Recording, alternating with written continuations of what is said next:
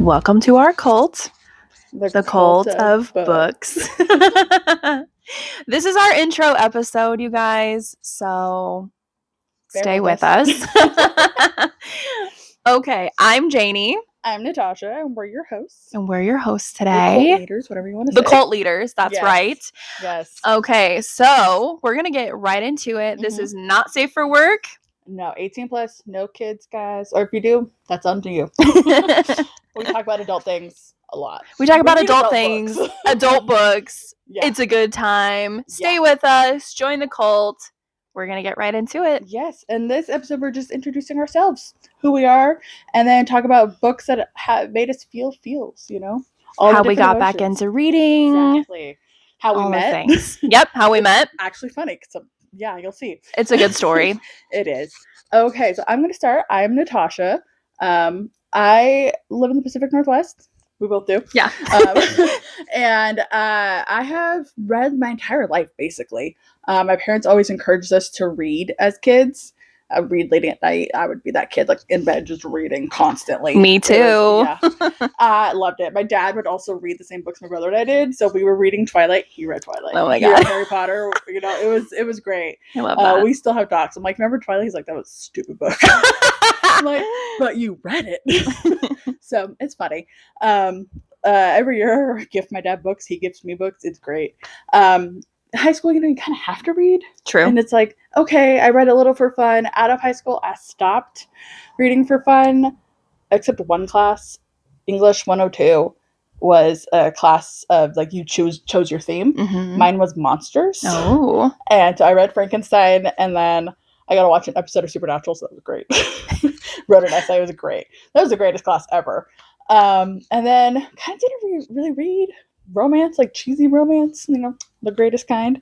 And then 2022, I got into the ACOTAR craze. That sucked me in so bad. Read all of Throne of Glass, all of Crescent City, then Fourth Wing, and then just it went on. Kept going. Exactly. Just it's still going.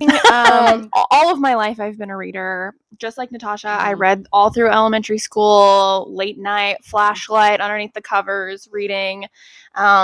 In high school, I kind of read for school, but only really mandatory reading. Mm-hmm. The Scarlet Letter. If you guys know, you know. I've actually never read that. What a torturous book to read. Truly. We had to read it for AP English. What a torturous book to read. No, I didn't have to. So yeah, I've read kind of a little in high school. Looking for Alaska was my favorite book when I was in high school. Oh my God. It's one of my favorites. It's one of my favorites. And then I stopped when I was in college because we just had to do so much mandatory reading for school. I kind of fell out of it. I would read maybe like a book a year or something. Yeah. And that was pretty much it. And then about a year ago, again, ACOTAR was what got me back into reading. I started that series and then I couldn't stop. So I was never really a fantasy reader, and then immediately I was so into it. And now I'm a romantasy reader, contemporary, thriller, mystery. Why choose? Oh my God, why choose? We have one fucking around. She hasn't read it. If you know, I haven't. Need to. If you know, you know. You know what's messed up? My mom has read it. I don't know what I'm doing. My mom and I talk about it. I don't know what I'm doing. I need to get into it. You do. So that's kind of my reading journey, honestly. And yeah, we connected over books, and we continue to connect over books and memes. All the time. Yeah. And we are so in sync. Like, we hung out last week and we were just saying a lot of the same shit. And I'm like, this is why we're friends. Exactly. We're starting a podcast. Exactly. Yeah, it is. It's so funny. I was telling the friend that was with us, our friend who got me Throne of Glass, all about it, and she was just laughing. She's like, yeah, you guys are starting this podcast. Like, we are. And here we are. And then for how we met, the Onyx Storm premiere, midnight premiere. If you have read Fourth Wing, this is the third book in the Fourth Wing series. It's not with us, it's away somewhere else. It's just our little quick display. I was with a group of friends. We were all dressed up, really nerdy. I'm going to try to insert a picture because I have pictures. And I am the shyest person you will ever meet. I'm so shy. You wouldn't know. No. But I'm shy as fuck. And I kept seeing all these people by themselves, and I was like sucking them into our group, and Janie was one of them. And we would just talk about books all the time. Yep. Just texting, voice notes. It's like, I'm reading this. I read that too. Just yeah, so we're like, let's start a podcast. Exactly. So here we are. And here we are. Yes, so we're going to talk about some books that have, we're not going to spoil it. I'm not going to spoil this because I want people to read these. Spoiler free. This episode is spoiler free. There will be spoilers in some episodes, and we will say. But a lot of them we're going to try to keep spoiler free. This intro to us, we're also going to talk about books that have like made us feel things. Like from childhood that we can remember, or like adults, just all the different feelings. So we're going to talk about what books that have made us cry or sad, because I do different things. Mad, happy, scared, or really in love with them. And if we think of other emotions, we'll add them. Yes. But those are the top ones. That's 6. Our notes are right here, so that's why I keep looking down. So do you want to go first, or do you want me to go first? Yeah, I'll go first. So let's start off with a book that made me really happy. Yes. Can I just say, have you read Junie B. Jones by chance? Yes. Oh my God.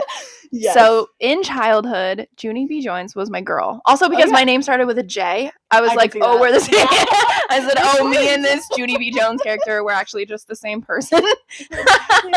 So I used to love those books, and they were so relatable. Do you remember in the series when she got a little sister? Yes. That is like one of my favorite books from that series. That was a book that just always makes me happy. That series is really good. Yeah, my brother used to read that a lot. So it sounds like memories for me. Yeah. Yes. And then like current books that make me happy, honestly, a really good contemporary romance that has a little bit of spice. It doesn't have to be like full-blown spice. I don't mind, but even behind closed doors spice is good for me. Probably Check and Mate by Ali Hazelwood. Yes. It was her first like YA book, but oh my God, that book eats. And it's so relatable also. Our main character, she is a little bi gal who has always been into chess, got out of chess for a while, got back into chess, meets this individual. The chess prodigy also. Yes. Love them she both. was a chess prodigy. He's a chess prodigy. And, well, it ensues from there. The competition is hot. Need I say more? They're both hot. No, that was definitely a good one. That is so underhyped. I love it. Agreed. We'll be talking more about Allie. Like, she gets her own episode, by the way. She will have her own episode. Allie Hazelwood. Absolutely. Here. She is amazing. We've also met her. I fangirled hard. Bragging point. Yeah. It was great. So books that made me happy. It's honestly, I was looking at my note. It was hard to choose because a lot of them make me happy for different reasons. Also, a lot of the books here, the ones that have made me really happy. Honestly, I have not read When the Moon Hatched yet. I'm kind of wanting to read it now, but she's telling me to wait. Throne of Glass. I don't know that will be an answer for a lot of my books, but I'm trying not to. Oh, same. Any of these emotions, just throw Throne of Glass series in there. Also, it works. Yeah. But I really don't know. A lot of them make me really happy. Junie B. Jones definitely. I was looking at all my bookshelves, but it's like honestly a lot of like my cheesy ones. Probably again, Love Hypothesis by Ali Hazelwood. Yeah. That one I've read so many times. There's something about an open and closed contemporary romance that just sparks joy. And then when you close it, you're like, oh, that was good. That was so good. And Allie's just amazing. Okay. Love it. We're big Ali fans. We are. Yeah. If you couldn't tell. Right. Okay, next emotion. So a lot of them make me happy, so I can't choose. Let's talk about books that piss you off. Yeah. Books that piss you off. Okay. Not really books that piss me off. I would say that things that writers do that piss me off, that will make me DNF a book. So, piss you off and also DNF a book. Yes. Yes. If you make a character unlikable and weak throughout the entire story that has like a Cinderella complex the entire time, I'm pissed. I'm automatically so pissed. Yeah, I cannot finish these books that have the Cinderella complex, the Snow White complex, the needing a male savior. Sometimes in the contemporary romance and they like kind of shift it around, it'll work. But if it's not done well, it's just not done well. Yeah, exactly. And that shit pisses me off. I agree. I can think of one book in particular. This is a hot take. Ooh, which one? Love Theoretically. I know you don't like that one. I don't.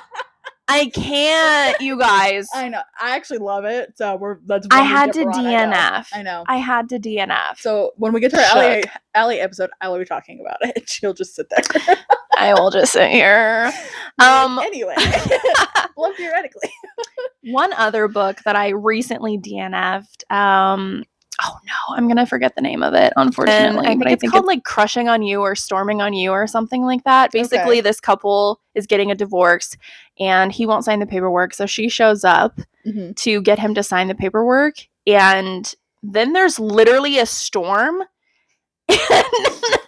And the neighbor is like, he's helpless. He's an astronaut who's helpless.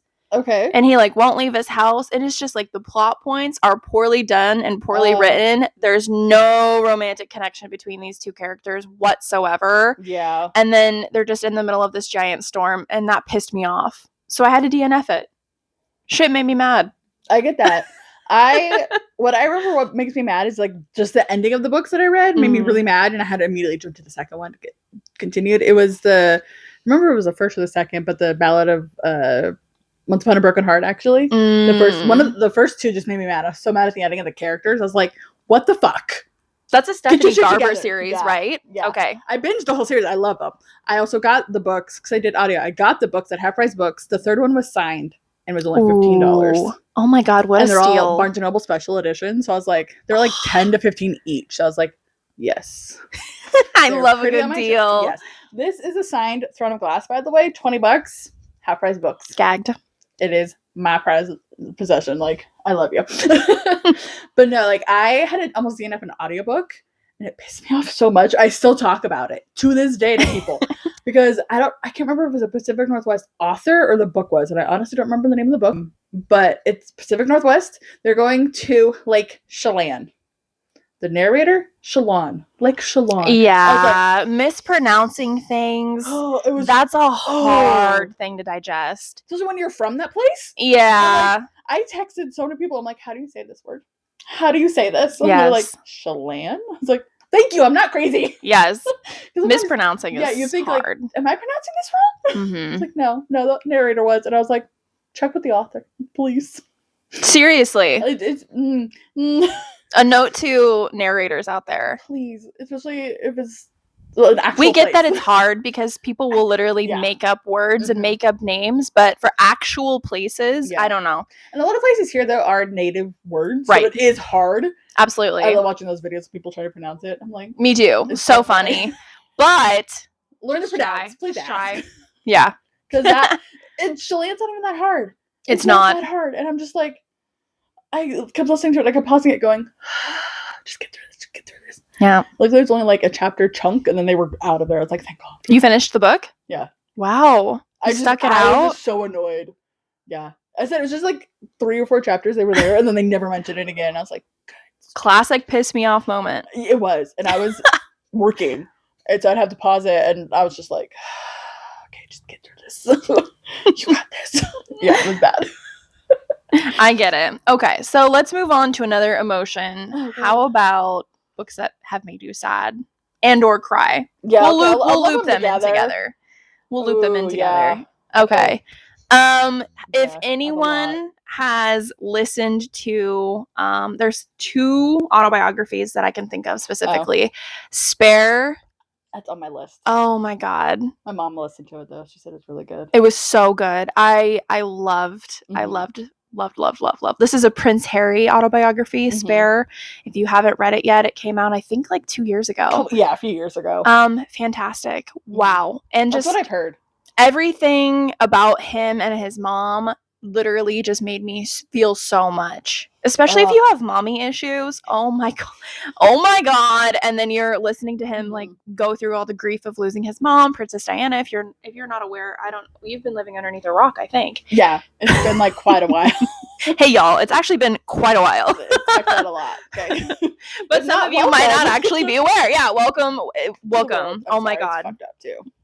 And go watch The Crown immediately. I need to watch that still. My mom loves that show. Immediately. My dad watches it because she watches it. So good. Anyways, that was the book that made me feel all the feelings. And then Jeanette McCurdy's. I listened to that. I'm glad my mom died. Yeah. I don't have mom issues, but it was so good. Of course, I happen to pick 2 autobiographies with like deep-seated mom issues.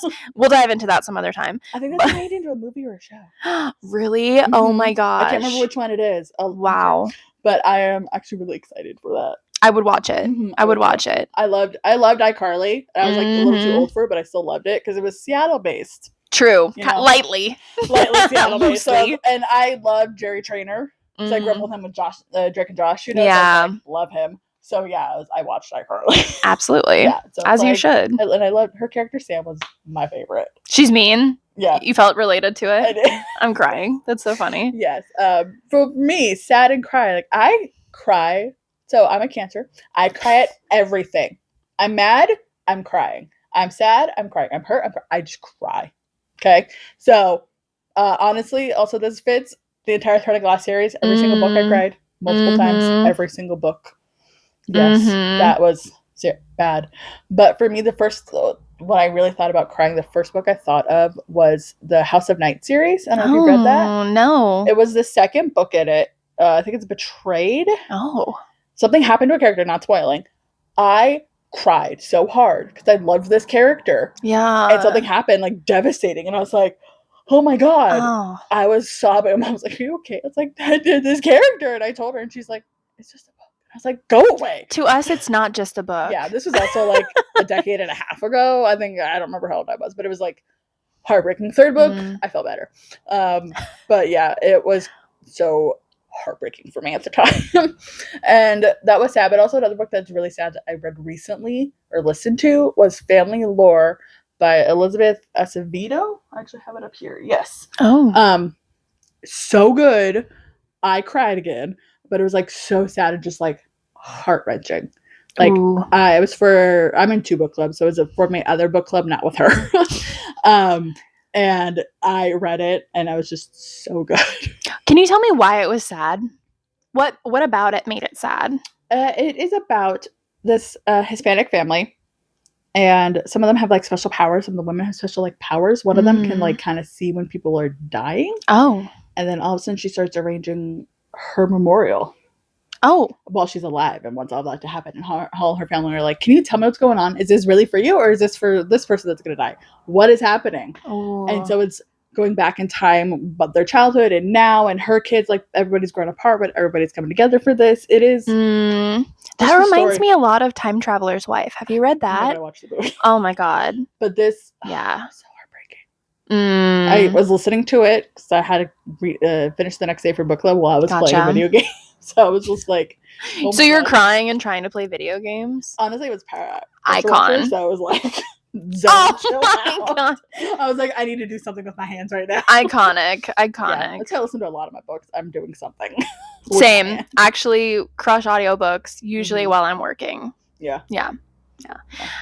Okay, so let's talk about. So we did sad, we did mad, we did joy. How about books that make you feel scared? There's a few. I recently gotten into thrillers the last like 3 years. Yeah. First one I read, The Shuddering by Anya Alborn. Oh. This terrified me. Oh. And then Stolen Tongues by I believe Felix Blackwell. That was so scary. I had listened to it at night and I had to stop and wait till the next day. I was so scared. I was like, okay, I don't like this. That happens sometimes. Honestly, you're just reading late at night and shit starts to get spooky. And it's like creepy voices they do. And I'm like, I love that. I'm done. Okay, so they really get into it. Yeah, and it was like 11 o'clock midnight. And I was like, ooh. No. Yeah. Sleep on that one. Started again the next day.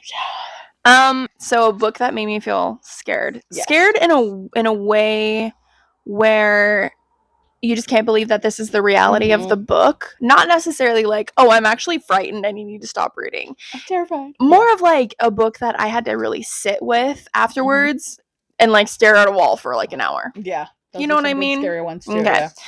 Yeah. I Who Have Never Known Men. Have you read it? No, I haven't. I haven't heard of it. Oh my God. Published in 1995. Yes. It's a little bit older. Keep breaking me. We won't talk about that. We're not gonna talk about our ages, okay? Spoiler free. Basically, the plot is there's this young girl who is born into a cage with 39 other women. Oh. And they are being kept underground. No information about what happened. So it's kind of post-apocalyptic. It's very dystopian. Ooh. And all they have is each other. Okay. One day, something happens. There's an alarm that goes off, and this little girl grabs the keys off of a guard as they exit, and these people actually escape their underground cage. Oh. When they leave the cage, there's nothing around. Nothing. So it's kind of the story of these 39 women and this younger girl, and as they kind of navigate by themselves, because the guards never reappear, and they just have to like go into the world while they've been kept underground for probably 5 to 10 years. Okay. And we never know why. Those are the good kind of scary. A little bit of a spoiler, we never find out why. That I would like to know, because I'm like, some things I'm like, please spoil this for me, just like my own mental well-being. Yeah, I almost looked that up, but I tried to stick it through. It's a short book, but it is seriously something that really calls into your divine feminism, almost, if that's something that you subscribe to. Okay, yeah. And what that really feels like to be alone in the world as a woman. Okay, I can see that. It's so good. It sounds really good. I like books like that too. Yeah. But I also do like to be scared. I'm the person that will watch scary movies at night, then I really have to turn on Disney. So I'm like, this is good and scary. Happy time now. I am not really somebody that likes horror movies. I will read horror books. Oh, another one that I was thinking of is Behind Closed Doors by B.A. Paris. That is on my list. Oh, I don't think I've ever read that. I think it's always been on my list forever, and I just keep forgetting about it, and then I see it. And scary. I'm like, oh, yeah. Oh, actually scary. Actually scary, because you never really know who someone is. It's the premise of that. Like you think that you met the right guy, the right person, and then you find out who they really are, and it just proves to you that you don't know fucking shit about anybody. I like that. I had one like that, kind of. I was like, I don't know what is true. I don't trust this narrator. Ooh. I was like, what is happening? Because it was kind of jumping back a little bit in time, like 15 years in the past. I can't remember how long it was, but it's Jar of Hearts. Have you read that? That is on my TBR, of course. I read it last year because I was doing the ABC challenge. It was so good. I am the type of person, I don't really get creeped out or have to stop by trigger warnings. Which I don't know what that says about me. I'm like, really like, oh, that's so sad. Like, it breaks my heart. But I'm like, it's a story. I know it's not true. Something about an unreliable narrator is such a mindfuck. Like, done on purpose, of course, but I haven't read a lot of books where we have an unreliable narrator. And then you finish it and you're like, everything makes sense now. Yeah, everything makes sense. You realize, this narrator's unreliable, and so their perception of their own reality is... And you're not getting the full truth sometimes. Correct. You're like, it's kind of shook. Do this? Yeah. Like, kind of shakes you. Yeah, it was so good. And because I had to warn a few of my friends who wanted to read it because they have children. Yes. And it talks about child death. It talks about like a dead child. They don't describe it. They don't do anything with it. They just said, there's a dead child. And then there's a person who's dismembered. But there's a child. Like, that type of thing. I was okay with it. I was like, oh, kid, check your trigger warnings. Yeah. Check your trigger warnings. But my friend read it. She's like, okay, this was good. Oh, I'm going to have to get onto that. Yeah. Definitely. I realized actually at the shuddering, there is one thing I just need to know ahead of time while reading a book. As a little spoiler for that, animal deaths. Oh, yeah. It wasn't described, but it was like, okay. I think if that happens, like in a movie, in a book, in a video game, tell me. Wow. Like, I definitely glass. need to know. I had to know. I was texting my friend. Spoiler, there's a dog in this. I texted her. I was like, does this dog live? And she's like, I'm not gonna tell you. It's like, fucking tell me, does the dog live? We love Fleetfoot, by the way. And she's like, yes, my thank God. I had to know from book 1 that the dog lived. For sure. She's like, yeah, Fleetfoot's there. I was like, okay, good. Thank God. I'm like, I'm fine. Main character also. Main character. Hello. Hi. Fleetfoot's the best. Besides my other dog in that book.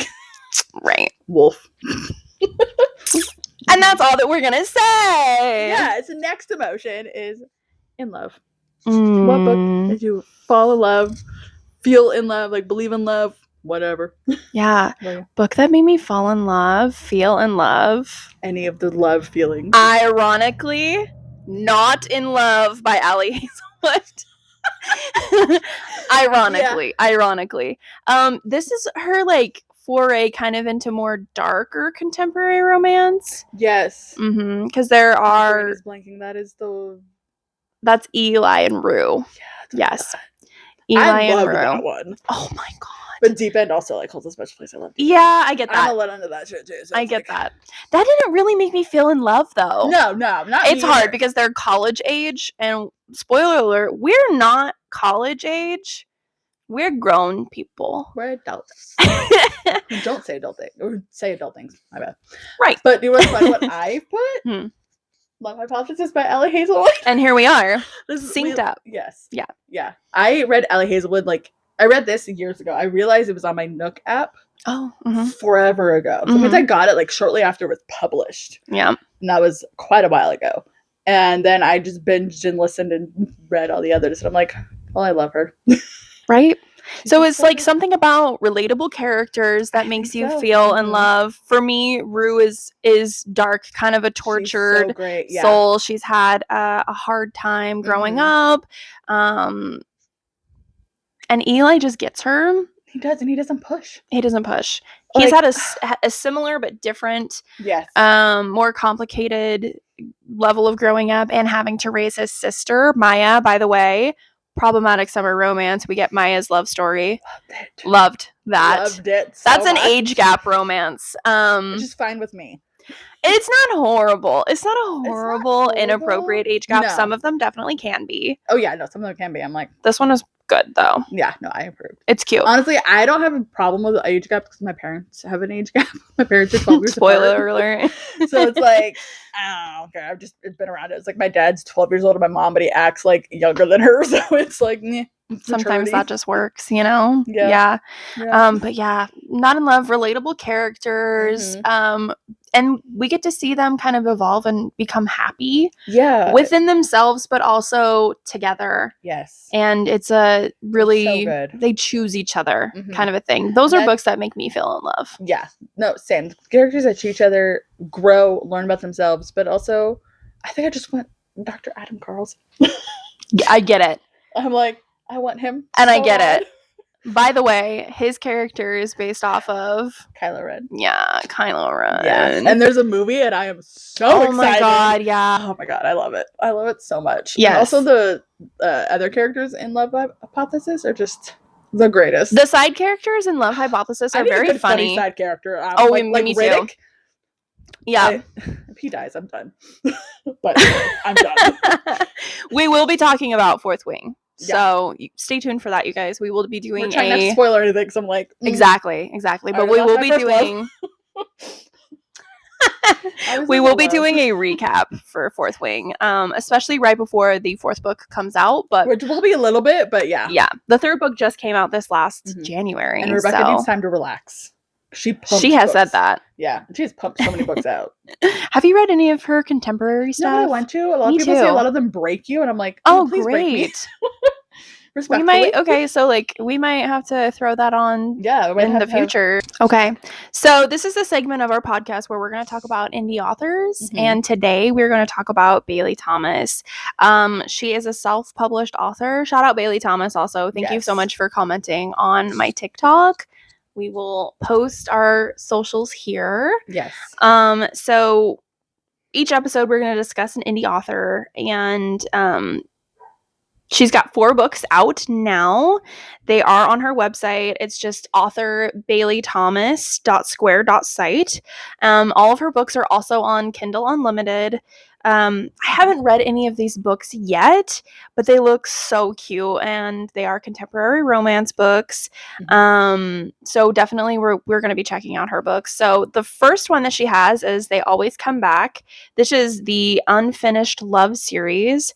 And then the second book in the series actually published today. As of recording, yeah. As of recording, it published today, and that is going to be Until We Meet Again, the second book in the Unfinished Love series. She also has You Should Have Let Me Go and Heartbreak Beach, which is a novella.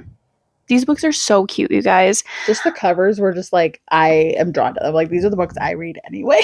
Definitely. Definitely. It looks like she writes books based on modern dating and kind of off of her own experiences. She says her background is in accounting and she uses her creative mind to produce romantic stories. Her true joy comes from watching people enjoy the words she has crafted, and she hopes that her novels will inspire others to dream big and accomplish their wildest fantasies. Okay, Bailey. Period. I love women like that, like the accounting Allie with her STEM. Like, yes, women in STEM. Absolutely.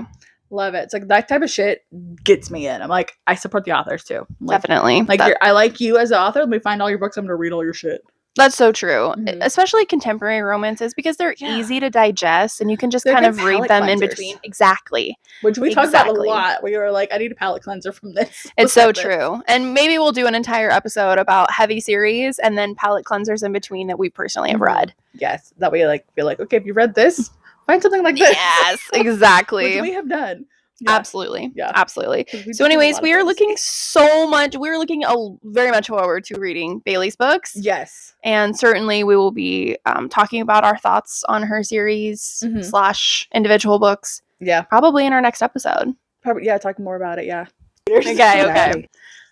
Signing off from your leaders to our devotees. See you next time.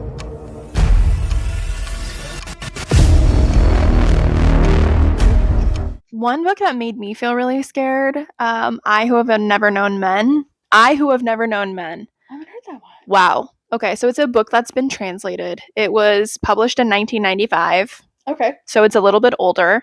But this... Thank you. It's just the truth. It's just the truth. So it's From Rebecca. Hey, Natasha, edit this out. Thanks, Connor. Love you. Okay. A blooper. We do a blooper. We will have a blooper. Yeah, that'd be a good clip to post. Yes.